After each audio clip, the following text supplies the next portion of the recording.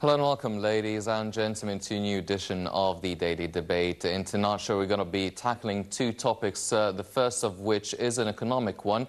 We're going to be talking about the Egyptian-Chinese Business and Investment Forum that kicked off actually on Thursday. So in light of that, we're going to be talking about the possible outcomes of this forum and the future of the Egyptian-Chinese investments and trade cooperations between both countries. That'll be the first topic for tonight.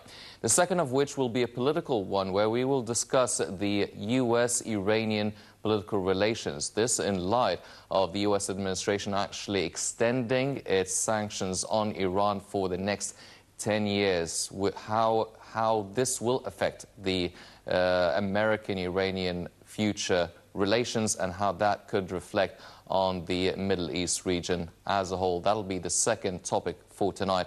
But before we discuss our two topics today, let's take a look at our main top story, which takes us to Foreign Minister Sameh Shoukry, who met with a group of U.S. lawmakers and discussed American aid to the country and other bilateral issues during the third day of his visit to the U.S. In an official statement, Foreign Ministry spokesman Ahmed Abu Zaid said Shoukry met with John McCain, the chairman of the House of Representatives Armed Forces Committee, where they discussed bilateral relations with a focus on U.S. economic and military aid. According to the statement, Shoukry outlined to the American senator efforts by the Egyptian military to combat terrorism in Sinai and the challenges and sacrifices made by the armed forces. Abu Zaid added that Shoukry also presented Egypt's vision on several regional conflicts, including Libya, Yemen, the Syrian crisis, in particular the priority of dealing with the humanitarian side for these conflicts. In a separate meeting, Shoukry also met with Ed Royce, the chairman of the House of Foreign Affairs Committee. We're going to be now joined over the phone by Ambassador Suaid Shalabi, the former Assistant Foreign Minister, to shed more light on Foreign Minister Sameh Shoukry's visit to the U.S. Hello, Ambassador Suaid, can you hear us? Hello, yes, I can hear you. Your Excellency, first off, how would you evaluate this visit of Foreign Minister Sameh Shoukry to the U.S., meeting all these high-ranking officials and delegates? Do you see this as some sort of a preparation for the policies really taken or undertaken by the President-elect of the United States, Donald Trump?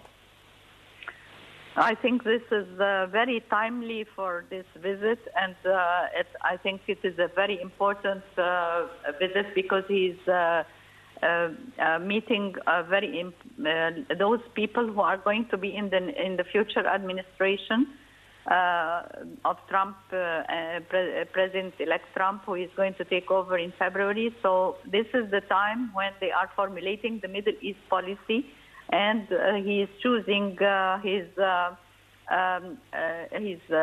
Secretary of State, the three main Secretary of State, the Secretary of Defense, and National Security.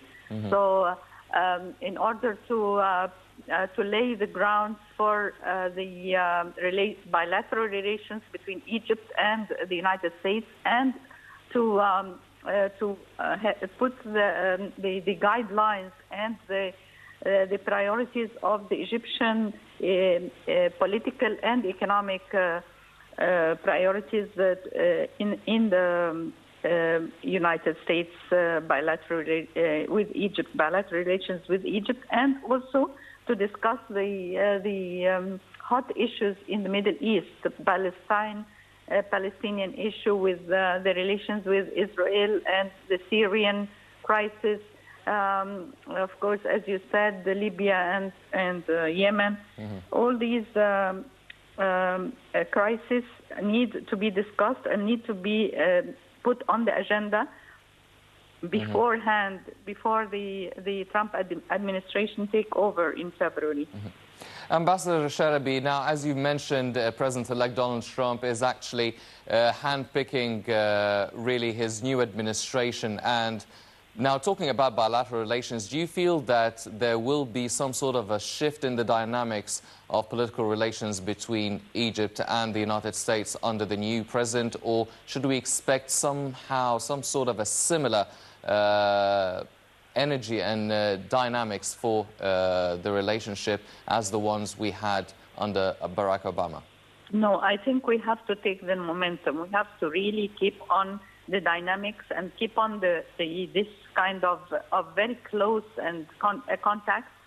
And for instance, also I was very happy to see that he has also delivered a speech to the Saban Center for Middle East Policy, which is related to the Brookings Institute, and this speech was very good in order to lay down the Egyptian foreign policy towards the ongoing problems in the Middle East, especially after the 2011 revolution, and how Egypt is looking at stability now in the region and trying to play the role of the leader in the region.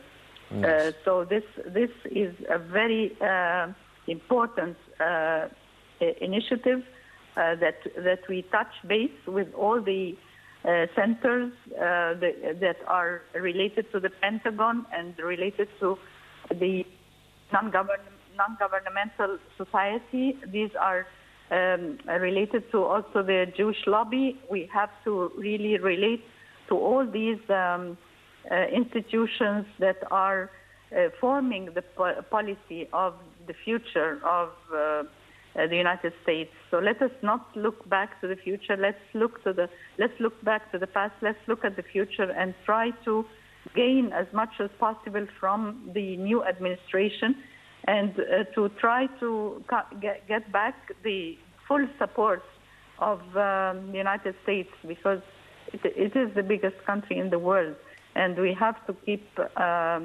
our priorities straight and to make them know how Egypt is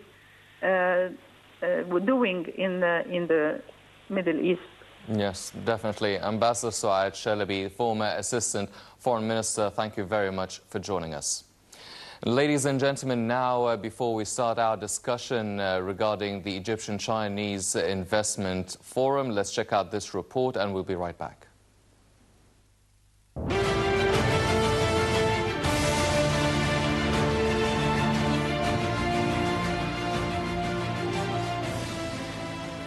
The Egyptian-Chinese Economic Cooperation Forum kicked off Thursday in Cairo to discuss investment opportunities in Egypt. The Chinese delegation is headed by the President of China Economic Cooperation Center and Vice Mayor of Beijing and the Ambassador of China in Egypt. The forum was organized by Egypt's General Authority for Investment GAFI in cooperation with the Egyptian Businessmen Association. The Chinese business delegation, which is comprised of 50 CEOs of the largest Chinese companies, explored with the Egyptian side potential investment opportunities in the fields of transportation, agriculture, tourism and petrochemicals. Members of the Chinese delegation represent 22 of the country's provinces. The Egyptian side at the forum included prominent Egyptian officials and public figures such as Mohammed Khudair, the head of Egypt's General Authority for Investment, former Prime Minister Salam Sharaf, and the chairman of Al-Ahram organization, Ahmed El-Said Al-Naggar. Khudair explained in the meeting the latest economic reform policies adopted by the Egyptian government to improve the investment environment in the country. Al-Naggar, an economic writer, praised Beijing's international economic policies, describing China the most powerful economy in the world at the present. He also said that the 2013 Belt and Road Initiative launched by the Chinese president represents a great opportunity to end the dollar's dominance over the global market. For his part, the vice president of the China Economic Cooperation Center expressed his country's keenness to increase investments in Egypt during the upcoming period, saying Egypt has a large-scale market full of business opportunities. Egypt and China have forged strong economic and political ties since the election of President Fattah al-Sisi in 2014. The Chinese official highlighted during discussions at the forum the participation of major Chinese companies in the execution of mega projects in Egypt, as the new administrative capital, the 1.5 million federal agricultural reclamation project, as well as the Suez Canal Access Development Project. In October, Egypt signed a framework agreement with China Fortune Land Development to complete the second And the third phase of construction in the new administrative capital mega project east of Cairo with an investment of $20 billion. The construction of the first phase of the new capital project started in April by local construction companies and is expected to be completed in 2018. Egypt's Central Agency for Public Mobilization and Statistics, CAPMAS, issued a report on trade exchange between Egypt and East Asian countries for 2015, showing China led all of Cairo's East Asian trade partners in exports to Egypt at 74.8 billion Egyptian pounds. Electrical equipment, machinery, mechanical appliances, and spare parts were the top imported items by Egypt from China in 2015. There are 30 Chinese companies currently operating in Egypt with nearly $500 million worth of investments.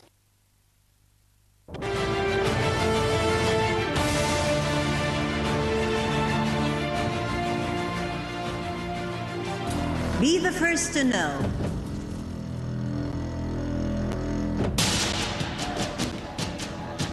The news live at the site of the event. Information on events as they are happening. If it's breaking news, it's Nile TV.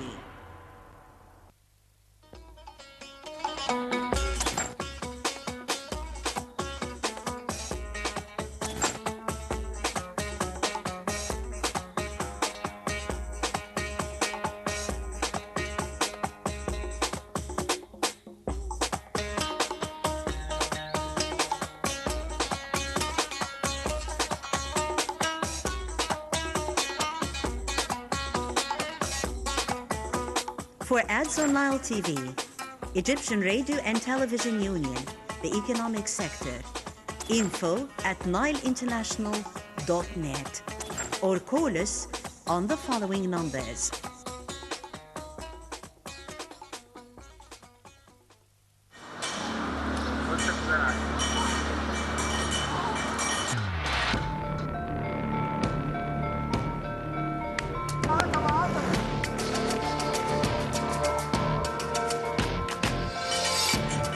عايز في البلد دي كل واحد يشتغل بضمير. كلنا نشتغل، احنا نغير نفسنا بس. الناس تعامل ضميرها وتعامل مرضي الله. الناس تبقى كويسه مع بعضيها. هيبقوا كويسين الناس. كلنا خير ومصر كلها خير. هي الدنيا، الشعب المصري ده طيب. لو كل واحد ابتدى بس بنفسه البلد هتتصلح. كل واحد يعمل ربنا وضميره. الناس تبقى حلوه كده مع الناس. لازم اخلاق الناس تبقى كويسه، نحب بعض. الاحترام. ضماير الناس. الاخلاق بس. ان شاء الله ينصلح حالنا بقى. نتقبل اراء بعض. هي الديمقراطيه، هي الديمقراطيه.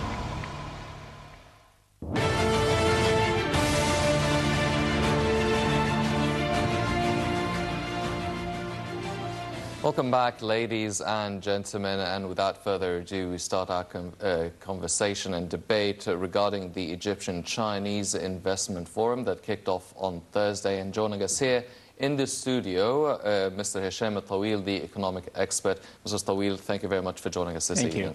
Mr. Taweel, first off, before we focus on the Egyptian-Chinese Investment Forum, how would you evaluate the Egyptian-Chinese trade relations so far? We understand the presidency made visits to China. Lots of memorandums of understandings were discussed. Still a lot of meetings as well with Chinese investors and Egyptian investors. How does it stand as we speak right now? Well, the Egyptian-Chinese relationship, it has a strong relation since a long time ago. And it is in development on a yearly basis. Lately, our relation with them depends on many aspects. One of them is the most important thing is the economy. Economically, they are willing to support us in our situation now.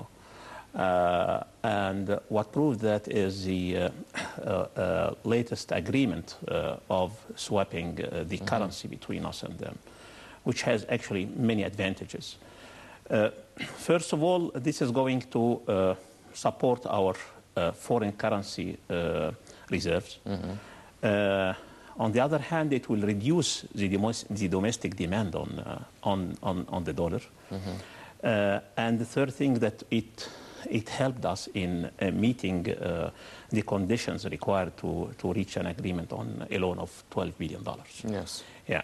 So I would say that having a strong relation with them and tying our relation with them is one of the positive aspects which will improving our economy as well. Yes.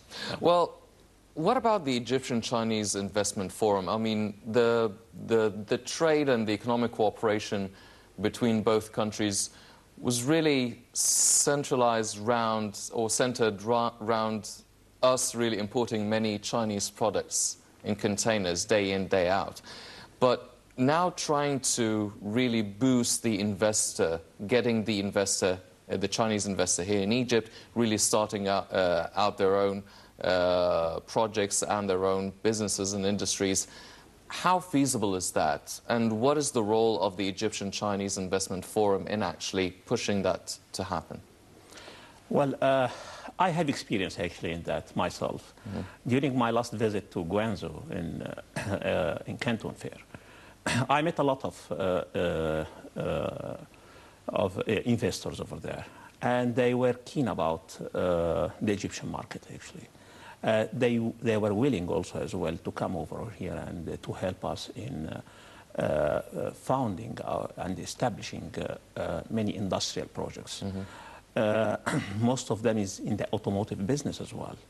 The good part of it is that they have the diversification in all of the industries, and they have also the facilities. Actually, they are willing to give you the know-how, which is the most important thing actually. Yes. In this. It's not easy to get a know-how from any other part of the world. You know that. Yeah. So. And also while discussing many things with them, especially in the industry, one of them which was my main interest was the brake pads, for example. They can work with us on any scale we want, small scale, medium, and large scale of business. So from my point of view is that sticking to this sort of investors, which you cannot find them easily abroad. That will help us here much in improving our economy, and we had big potential also for them. So our market is promising. Yes. It was very easy for me, for example, to negotiate one of the difficult factors which I faced, for example, with the Europeans. Yeah. So there is a potential, I'm saying again, and it's promising. Yes. Yeah. Well, Mr. Taweel, now, the Chinese investor, like investors from all around the world, they always look at Egypt and say, well, the country has a lot of potential, it's very attractive for investment, and we're very good at initiating economic conferences and traveling around and signing many memorandums of understanding. However, when it comes to the actual investor coming to Egypt, they're always complaining about the problems, if it's the bureaucratic problems, the investment law. Everyone is kind of hesitant whether they get into the market. They don't know exactly how they're going to get out if they want. So do you feel that these problems are being solved, or still we will face this problem with the Chinese investor as well? Frankly speaking, and let us be realistic on what we say. Yes, what you say is totally true. There is always challenge. And the challenge is always in the beginning of any memorandum of understanding, or when you start the business, always lots of challenge. I would say one of them is the skills over here. We are missing the skills. But our country now is working hard on that, actually. They are preparing the candidates for that. It is going to take time, and it will also cost us a lot in a difficult situation now. But still, there is a hope, and I'm saying again that this people, they understand our situation and they understand the legs where we are. Yes, there is, for example, we need to expand our industrial zones, for example. We need to get rid of some of our bureaucratics. It is true, and we have to be realistic with this again, as I said. But we can overcome this. It will take some years because it is not easy and it is costly. Yes. Yeah. Well, Mr. Taweel, you've mentioned that China is very good at many different sectors and industries, and we can see how they can actually help the Egyptian economy in many different ways. But nothing is for free. So exactly. What are we giving them, and what are they getting out of this cooperation? Well, their strategy is totally different than us, you see. They have long-term business. And I would say they are very smart. Otherwise, they wouldn't reach what they are now. Well, what we can give in return, actually, is we are increasing their business in total. And our market is not a small market. Number two is the political relation. This also helps the political relation to be improved.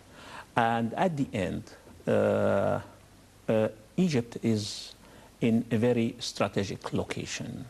So we have, for example, the Suez Canal, which can serve them as well. This is number one. Number two, we have a hope for the touristic service as well. This will this will give a revenue for Egypt and for China as well. So I would say that it is going to be like a win-win relation. Many other aspects will be in the forum at that time, like for example, why other countries like the European, for example, or why like America, for example, they focus on this area. So it is like a balance, political balance, international political balance, I would say so. This is like part of their strategy. Yes. Yeah. So business is important, and political serves definitely business. Yes. Well, Mr. Taweel, what about, you've mentioned earlier the currency swap deal, really replacing more or less the dollar, using the dollar currency with the Chinese yuan. Now, since the yuan joined the main currency, basket of currencies, do you feel, you've mentioned that it would help our foreign reserves. Yes. Will it help that much? I mean, will we only be using the yuan in international transactions just with China, or we can use it with other countries, or depending really on the other countries' requests? And will that, in a way, create some sort of a problem with finding the yuan currency here in Egypt, even if it solves maybe a little bit of the crisis with the dollar? Will it create another problem with the yuan?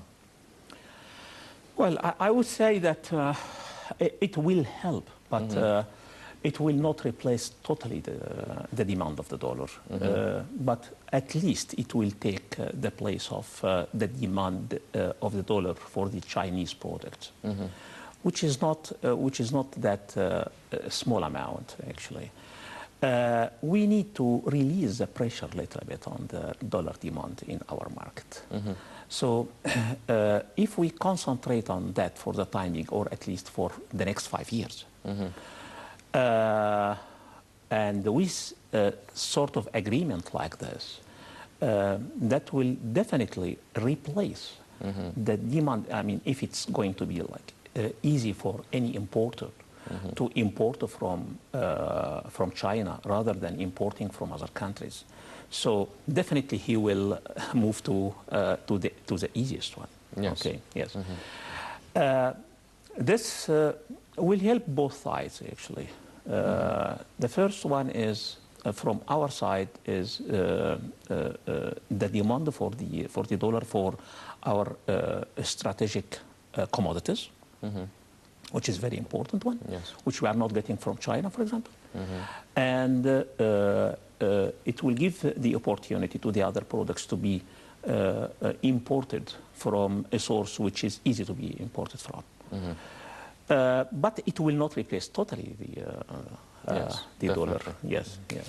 Well, you've highlighted before how, for instance, in exchange of their help to Egypt and the Egyptian economy, we're also giving them some sort of a political support. It's an economic, political sort of arrangement. Now, how, in light of that, we understand that the relationship between China and the US, for instance, the biggest economy in the world and a major superpower, is actually deteriorating in light of actually what took place yesterday or a couple of days ago. So do you feel that by strengthening the Egyptian-Chinese economic and political relationship, will that affect the Egyptian-US relationship in any way, whether politically or economically? At all. At all. It will not affect. Because those are totally two different ways, actually. Our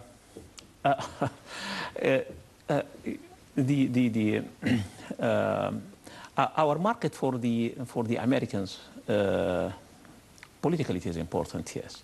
But it is actually it is not representing much in their products. Is not that much in our market. So comparing to the Chinese one, it is negligible percentage, which will be considered as any loss for the American trade. Yes, the U.S. trade. Politically, it will not affect at all. At all. Well, Mr. Taweel, now the presidency has really been doing a lot of effort, traveling around, going to many different countries, whether in Asia, in China, in India, in Thailand, going to Europe, Russia, France, Italy. So really we've been doing a lot of effort in terms of trying to help the Egyptian economy. However, nothing really follows through. Nothing really, we don't follow up with all these great initiatives. So do you feel that, or maybe we are, but it takes longer time than actually we would have hoped for. So do you think that the future of the Egyptian-Chinese economic and trade relations could actually move faster than we are expecting the relations to develop with other countries, or we should expect the same sort of momentum?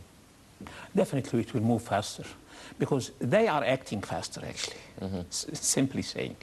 The Chinese response is very fast. Well, the other countries, they have lots of points of views which they take in consideration. While the Chinese, I would say that they are risk takers more than faster than the others.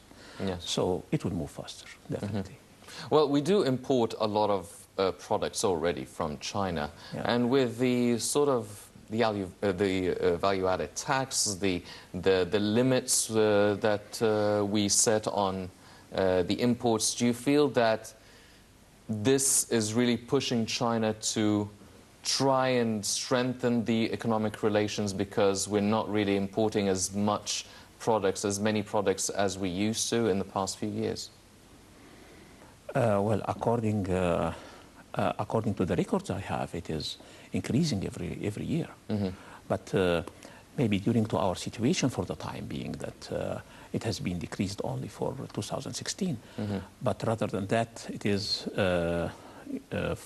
since 2001 to 2012, it has been doubled. So from 3.1 million. But what about after 2012 up until now? Has it really been increasing that much? Yes, it has been. It has been up to 2014, and then afterwards it is a little bit down. Yes, that's true. That's true. Because, but this is, it is related to the standards which has been reviewed lately. So the E-mark, for example, it has reduced the amount of import from China, as well as because of the dollars, like in our market, it has also affected that, of course, trade balance. Yes. Well, talking about foreign currencies, talking about the yuan really joining the international basket of currencies.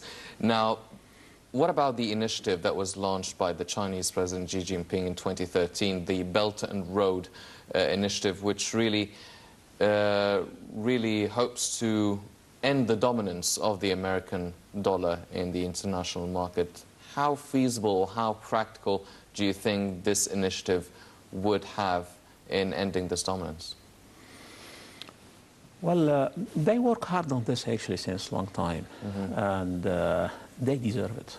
Now, since 2014, they had planned for this, and since also 2010, they worked hard on how to invade the international market by supporting their investors and their manufacturers in order to reach this particular point, actually. So they succeeded, and they will continue on that.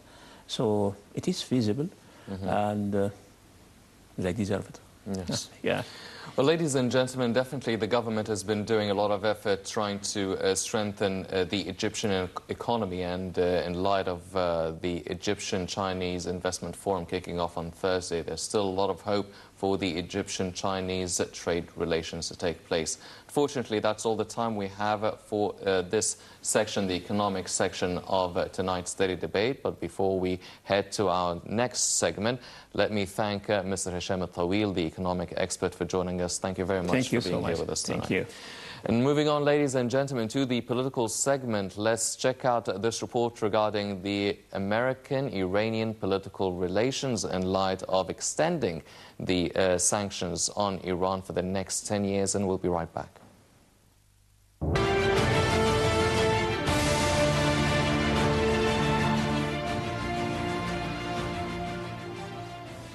Iran's foreign ministry said the U.S. Senate's vote to extend sanctions against the Islamic Republic for 10 years violated the historic nuclear deal reached between the country and 6 major powers in 2015. According to a statement by Foreign Ministry spokesman Bahram Ghasemi read on television, the extension of sanctions by the U.S. Congress is a violation of the deal, adding that the government will report it to Iran's committee assigned for monitoring the implementation of the deal. Congress members and U.S. officials said the renewal of Iran Sanctions Act, which was passed unanimously on Thursday, would not violate the nuclear agreement under which Iran curbed its nuclear power program in return for lifting sanctions. Iran's top authority, Supreme Leader Ayatollah Ali Khamenei, warned in November that an extension would breach the deal and threatened retaliation. Ghasemi said the American government is responsible of carrying out its international commitments. The U.S. president has accepted to use its authority to prevent such measures. The ISA will expire on the 31st of December if not renewed. White House had not pushed for an extension but had not raised serious objections. Some congressional aides said they expected President Barack Obama to sign it. U.S. President-elect Donald Trump railed against the deal during his campaign for the White House. In a related incident, Iran denied that it had in any way breached its nuclear deal with world powers, insisting it was meeting its commitment to cap its stocks of controlled materials.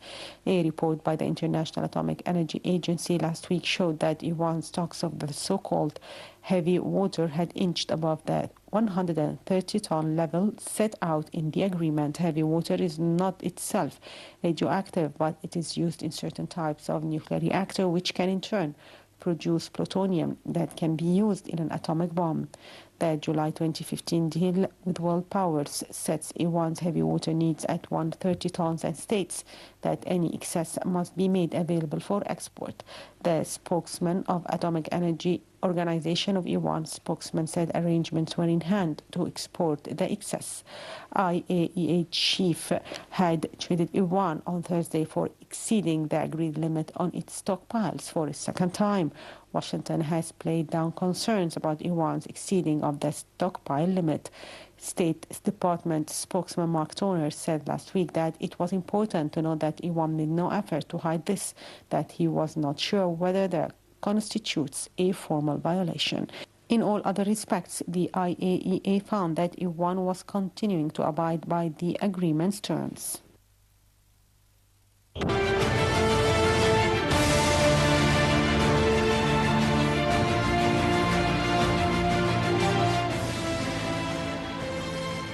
Welcome back, ladies and gentlemen, and now off to our political segment, and joining us here in the studio to shed more light on the American-Iranian relations. We're joined by Dr. Hassan Shaban, the political analyst. Dr. Shaban, thank you very much for joining us. Thank you for inviting me. Appreciate it. Dr. Shaban, first of all, the American-Iranian ties have been going through many roller coaster rides ever since the 80s, if not even before.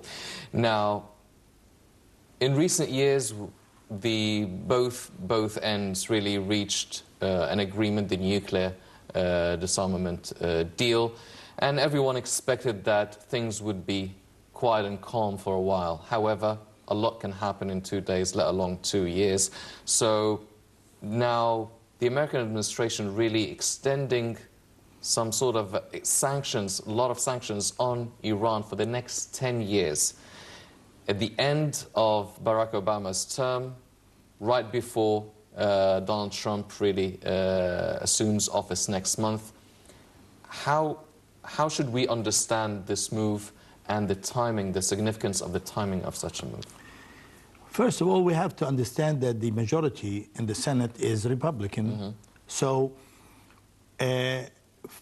from even era of President Donald Trump, present-to-be, we will see a lot of changes in the American policy in the Middle East. I don't think it is the policy of the Republicans to make the Iranians feel that it is a granted check that they could cash anytime. Mm-hmm. They will have to impose a lot of pressures to make sure that the Iranians are carrying out the agenda, mm-hmm. which is, it is required, according to the American policy in the Middle East, that the Iranians should carry the flag of the Shia. Mm-hmm. And a sort of a clash between the Shia and the Sunnis should take place. And actually it's taken place actually in Iraq, in Syria actually. Mm-hmm. The president in Syria is a Shia, and there is a big presence of al-Shia in Lebanon so mm-hmm. far, the Hezbollah, and of course in Iraq. Iran is trying to make some problems in Bahrain, in the eastern area of Saudi Arabia, in Yemen. So the Americans will, in my humble opinion, will not actually leave the Middle East in peace. It will always be in turmoil. So the American presence should be required, or should be as a policeman of the area, should be required all the time, the American mm-hmm. role. So I think they will, it's like a carrot. Mm-hmm. They're hanging the carrot to the Iranians if they comply with the American policy in the Middle East. Mm-hmm. They will, just let go with some of the sanctions. Mm-hmm. If the Iranians do not carry out the American agenda, I think the Americans will squeeze on the Iranians. Mm-hmm. So It's a love-hate relationship, yes. and we're going to have to bear with it. Hopefully, when things will be clear in Syria, this might actually give us a better look at things, because who will be who will win in Syria will be the upper hand in the coming, Yes. in the future. So, well, I mean, Tehran responded and reacted to this extension of sanctions, saying that this is a violation by the US to its nuclear disarmament deal, and officials from the US administration said, no, this does not violate anything, this does not change anything, the deal goes as planned and as agreed upon. Should we expect some sort of much more than a verbal reaction by Tehran? Will they actually work on developing their nuclear centrifuges? Should we expect the US to retaliate if that happens? I think the agreement between Iran and the US really, and the other partners, yes. the European partners, actually did not change anything. It was a political requirement. It's just a piece of paper that everybody needed to justify the new relationship. I think Iran have their own secret program, and they will not stop. They've invested a lot in this program, and I don't think that they will stop at anything. And the US administration knows that, but they might be able to slow down the Iranian program. It's always been the stronger tells the weaker what to do. And I think as the Americans have the upper hand because they're the stronger side, I think the Iranians will just stop at just verbal threats, and that's it, because I don't think that they can afford anything else. Yes. Dr. Shaban, now, you've mentioned before that the dynamics of the relationship between Iran and the US also involves many other states, including the Gulf states. And obviously, it also includes or affects Israeli relations as well, since the infamous relationship between both Iran and Israel, since the rhetorics of former President Ahmadinejad. So, extending these sanctions, how should we expect the Gulf countries to react, and how would Israel receive such news? I think President Netanyahu will be very happy, because he was anti-agreement between the US and Iran. The Gulf states will always act as a neutral side. Want to get really involved in the clash or in the dispute between the US administration and Iran, actually. They have very close ties with Iran, and a lot of the population in the Gulf have social relations with the Iranians, and it's been a historical, relationship. So I think the Arab-Persian Gulf, I would like to call it the Arab-Persian Gulf, just to take the fuse out of the bomb. Everybody's claiming that this Gulf is his. Actually, I don't think the Arabs in the Gulf would like to get involved in such a dispute because of their ambitious development programs, actually. Countries like the United Arab Emirates, they cannot afford really getting into a dispute unless there is a direct threat. And in this case, we have other calculations, because it's been always the big mama. Egypt will always watch, our brothers in the Gulf, because no matter what happens, actually, it is a moral responsibility. And actually, we owe the Gulf a lot, and we will be there, as our president once said. So, but I think the Arab states in the Gulf will be neutral in this particular case. You have to realize that there is a war in Yemen that involves Iran and Saudi indirectly. You have to realize that when Sultan Qaboos of Oman took over the throne, there was a mutiny in Oman, in Muscat, under the name of Zufar rebels. And the country that supported Sultan Qaboos was Iran.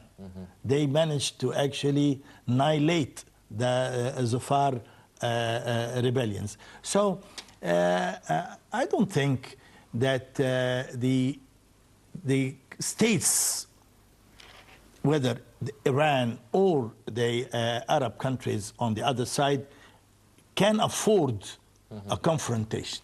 Yes. It's a vital pass of oil to the West, and everybody is using the Hormuz pass. I don't think that it will be a serious situation unless somebody makes a drastic mistake. Yes. Well, Dr. Shaban, you've mentioned that now Iran wouldn't really get into a direct confrontation with the US, and won't get into a direct confrontation with Israel either, and maybe not directly with any of the Gulf states. However, you said they are involved in many conflicts like Syria, like Yemen, like Iraq, and many analysts and observers really see the Iranians trying to establish some sort of a dominance and trying to become a regional power within the Arab world and the Middle East. So do you feel if they're not going to go into direct confrontations with the US or Israel, do you think they would exercise or maybe really use excessive force within these conflicts in Syria or Yemen or Iraq instead? Actually, I have personally doubts that ISIS or Daesh will be annihilated. I don't think that the US administration can afford losing Daesh as a body in the Middle East that they actually created. And I'm very sure that the US administration had, the fingerprints is all over Daesh. I think the big threat actually is right before the final collapse of ISIS. In my opinion, there will be a sort of embezzlement or a threat. In my opinion, if a serious weapon or a nuclear device could fall into the hands of these terrorist groups, they will impose a lot of threat to a lot of people in the area, and they actually can dictate a lot of terms. Who will give them this strategic device? During the collapse of the Soviet Union, a lot of nuclear devices actually disappeared from the Russian arsenal. And even the people who bought, which I don't doubt that it was sold to somebody, did not really admit that they have any nuclear armament or anything. But I think a strategic and a tactical device could actually blackmail the states in the area by a group like ISIS. So let's keep our fingers crossed, because... You're talking about potential World War III. Well, very possible. I don't think that any area in the whole world is more suitable than the Middle East to start such a menagerie, actually. We do not have a lot of, democracy prevents that. We do not have democracy in most of the states in the area. It's a one-man decision. It's a one-man show. And if we have somebody like al-Baghdadi or, somebody, a fanatic, they're doing it all the time. Suicidal bombs are, taking place all the time by ISIS. So this will be a mass suicide operation. So we need to be wise. We need to consider all the possibilities. Iran is a regional force. Turkey is, it's been always a competition between the Ottoman Empire and the Persian Empire, the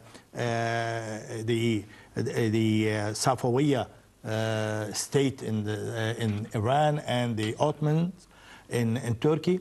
Both of them were always fighting over regional domination. So you have somebody else is trying to actually, again, prove that he is a regional power, Saudi Arabia. For the first time, Saudi Arabia is financing a war in Syria and going into an actual military operation in Yemen. Yes. And our country is observing wisely what's happening, considering... Well, this takes us to my last question, because we're running out of time now. We are part of this region. We are a major player and a regional power within this region. Now, seeing all these developments, observing them, how should we react? Should we just sit back and observe? Or should we take some sort of aside quite subtly? Should we work behind the scenes with one of the parties? How should a major player like Egypt react in regards to all these developments? We have to improve our relationships with the West, especially with the U.S. The new administration should understand our role in the Middle East in fighting terrorism. But again, we're going to have to maintain our capability of taking an independent decision. We have a threat in Libya that is threatening our western borders. And we're going to have to be alert not to be caught by surprise in this regard. We have an interest in Syria because Syria was, if Syria falls, this is a bad sign. We don't want Syria to be divided. We want Syria as one state, and the Syrian people should have the right to vote and choose their future president. I think we had ties with Syria. Matter of fact, we had a constitution, the Ittihadiyya, the palace that our president occupies actually is named after the three countries that actually joined in a treaty, Egypt and Syria and Libya. So I don't want to go any further, but we have a task, but we should play our role very wisely and be ready for any possibilities. But it's been always, we do not attack, we defend. And I think, our president have the experience when to start and where to stop. Yes.